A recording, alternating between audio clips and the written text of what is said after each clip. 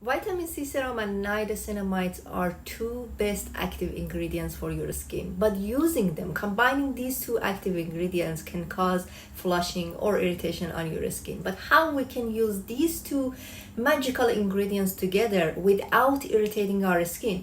It's super easy. Use vitamin C serum during the daytime, which you can combine your vitamin C serum with sunscreen to see the maximum result, because sunscreen and vitamin C serum, they are two best friends, and they work very good together. And your niacinamide at the nighttime.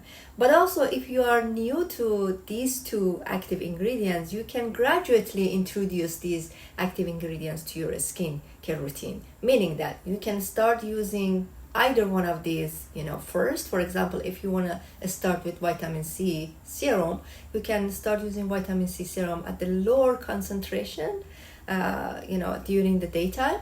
And then after 1 week or 2 weeks, you can start using your niacinamide.